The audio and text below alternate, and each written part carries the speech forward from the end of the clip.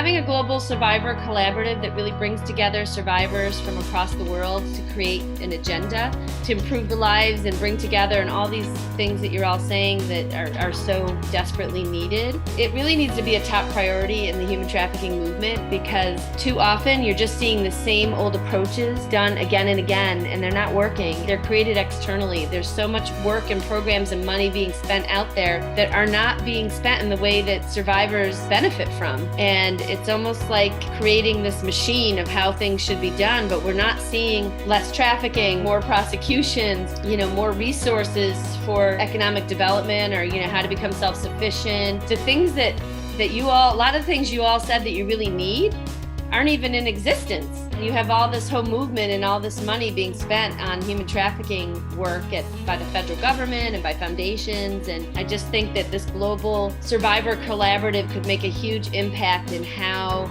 resources are allocated to fight this crime. We've been working on strengthening our survivor leadership and advocacy, design, which is our artisan products, wellness, which for us also includes emotional, social wellness, develop their own agenda and their own abilities to contribute not only to the anti-trafficking movement, but as credible consultants and leaders in a variety of sectors. All of our spaces are new and in development. I have to say the one that has been coming to mind a lot, though, in developing the content for not only the grant program, but the Global Survivor Collaborative in general, stems from the advocacy side, working with survivors who are incarcerated and understanding the depth of how that happens and what needs to be done to dismantle the criminalization of survivors.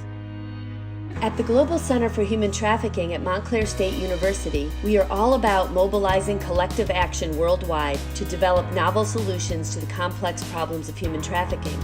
Engaging survivors in a global survivor collaborative will transform the way the world thinks about and responds to human trafficking. With the power of survivors and the expertise of Karuna Rising and IOFA, the Global Survivor Collaborative will become a reality.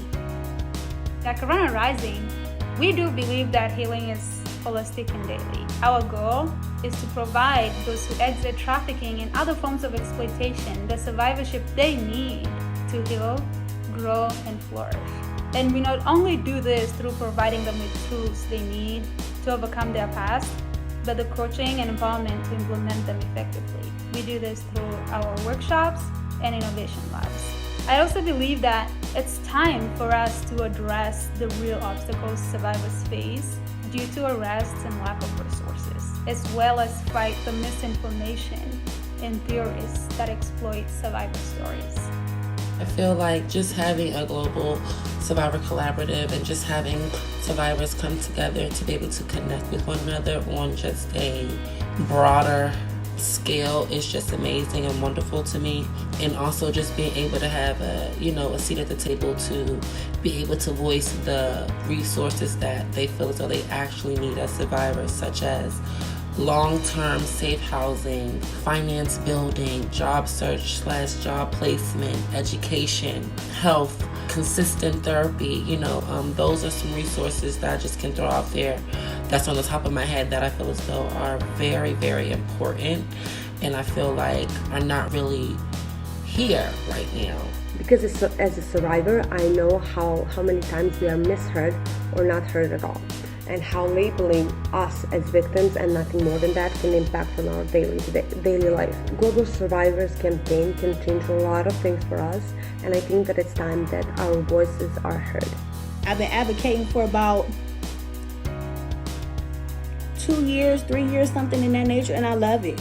Right now I'm currently in school for my business degree, my bachelor's degree in business.